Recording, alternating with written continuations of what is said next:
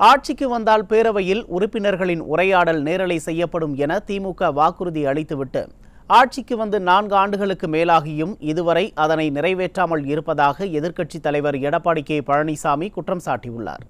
இது தொடர்பாக தலைமைச் செயலகத்தில் செய்தியாளர்களை சந்தித்த அவர் இதனை தெரிவித்தார்.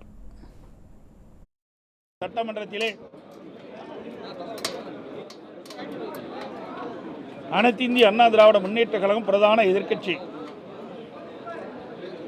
ஆனால் பிரதான எதிர்க்கட்சி பேசுவதற்கு வாய்ப்பு மறுக்கப்பட்டு வேறொரு கட்சி தலைவரை பேசுவதற்கு அழைத்தார். நான்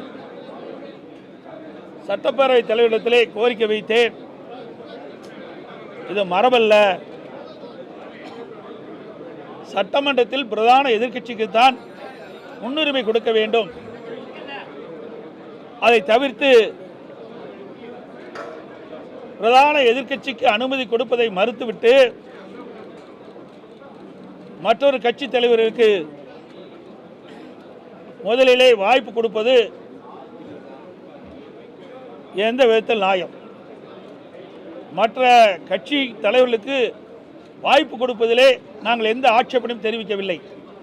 ஆனால் அவையினுடைய மரபு பிரதான எதிர்க்கட்சி ஒரு பிரச்சனையை 0 அவரில் எழுப்புகின்ற பொழுது, நேரமில்லா நேரத்தில் எழுப்புகின்ற பொழுது முதல் வாய்ப்பு பிரதான எதிர்க்கட்சி கொடுக்கப்பட வேண்டும். பிறகு முன்வரிசையில் இருக்கின்ற பல்வேறு கட்சியுடைய தலைவர்கள் பேசுவதற்கு வாய்ப்பு கொடுக்கலாம். அதில் எந்த மாறுபட்ட கருத்தும் கிடையாது. ஆனால் வேண்டுமென்றே திட்டமிட்டு சட்டப்பேரவை தலைவர் அவர்கள் எதிர்க்கட்சி வைக்கின்ற கோரிக்கையை நிராகரித்து தொடர்ந்து எங்களை பேசுவதற்கு அனுமதி அளிக்காமல் வேறு கட்சி தலைவரை அழைத்து பேசுவது எந்த விதத்தில் நியாயம்? சட்டமன்றத்தில் அவை முன்னவர் எழுந்து பல ஆண்டு காலமாக அவர் அவையிலே பணியாற்றியவர். அந்த அடிப்படையிலே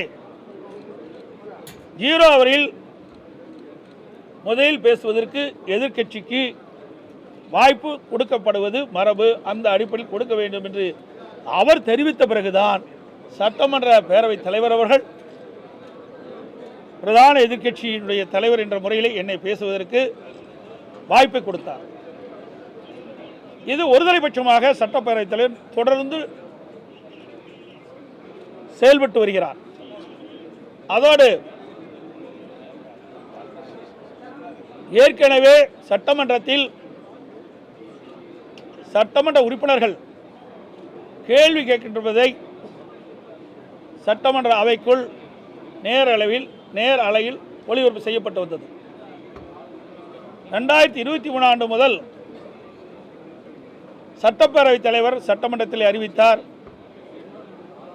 இனி மாண்பு உறுப்பினர் அவர்கள் கவன ஈர்ப்பு தீர்மானம் கொண்டு வந்து அதை அவையில் பேசுகின்ற பொழுது அதையும் நேரலையில் ஒளிபரப்பு செய்யப்படும் என்று அறிவிப்பை வெளியிட்டார். அதன் அடிப்படையில் 1/4/2025 அன்று மாண்பு உறுப்பினர் டாக்டர் விஜயபாஸ்கர் அவர்கள் காவிரி குண்டாறு பிரச்சனை குறித்து மாண்புமிகு பொதுப்பணி நீர்வளத்துறை அமைச்சர் அவருடைய கவனத்திற்கு கொண்டு வந்தார். அப்போது அவர் பேசிய போது நேர் அலையில் ஒலிபரப்பு செய்யப்படவில்லை. இது அனைத்து ஊடக நண்பர்களுக்கும் தெரியும், பத்திரிகை நண்பர்களுக்கும் தெரியும். அதோடு மாண்புமிகு உறுப்பினர் அக்ரி கிருஷ்ணமூர்த்தி அவர்கள் 26/3/2025 அன்று திருச்செந்தூர் மற்றும் ராமேஸ்வரம் அந்த திருக்கோயில் கூட்டத்தில் நெரிசலில் சிக்கி இறந்தவர் குறித்து கவன ஈர்ப்பு தீர்மானம் கொண்டு வந்தார். அவர் அவையில் பேசிய போதும் நேரலில் ஒலிபரப்பு செய்யப்படவில்லை. இதைத்தான் நாங்கள் கொண்டு வந்தோம். ஆளுகின்ற கட்சி சேர்ந்த மாண்புமிகு உறுப்பினர்களும் ஆளுங்கட்சிக்கு துணையாக கூட்டணியில் அங்கம் வைக்கின்ற திமுக கூட்டணியில் அங்கம் வைக்கின்ற கட்சியுடைய உறுப்பினர்களும் பேசுகின்ற பொழுது, கவன ஈர்ப்பு தீர்மானத்தில் பேசுகின்ற பொழுது அதை நேரலையிலே ஒளிபரப்பு செய்கிறார்கள். ஆனால் அனைத்து இந்திய அண்ணா திராவிட முன்னேற்ற கழக மாண்பு உறுப்பினர் அவர்கள் கவன ஈர்ப்பு கொண்டு வந்து பேசுகின்ற பொழுது நேரலையில் ஒளிபரப்பு செய்யப்படுவதில்லை. இதைத்தான் நாங்கள் சுட்டிக்காட்டினோம். எதற்கு ஒருதலை பட்சமாக நீங்கள் நடந்து கொள்கிறீர்கள்? அக்குடைய பிரச்சனையை தான் நாங்கள் சுட்டிக்காட்டுகின்றோம்.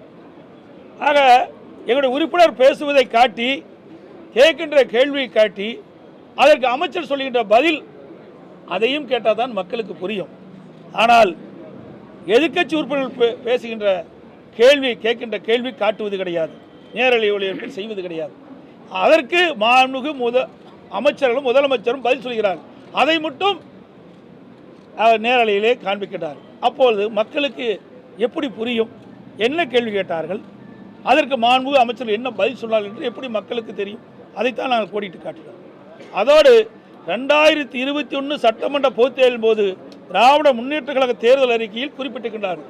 திராவிட முன்னேற்ற கழகம் ஆட்சிக்கு வந்தவுடன் சட்டமன்றத்தில் மாண்பு உறுப்பினர்கள், மாண்பு அமைச்சர்கள், பிரதான எதிர்க்கட்சி தலைவர்கள், பிரதான எதிர்க்கட்சி முன்வரிசையில் அமர்ந்திருக்கின்ற பல்வேறு கட்சியுடைய தலைவர்கள், சட்டமன்ற கட்சி தலைவர்கள் பேசுகின்றதை நேரலையில் ஒளிபரப்பு செய்யப்படும் என்று அந்த தேர்தல் அறிக்கையிலே திராவிட முன்னேற்ற கழக தேர்தலில் குறிப்பிட்டார்கள்.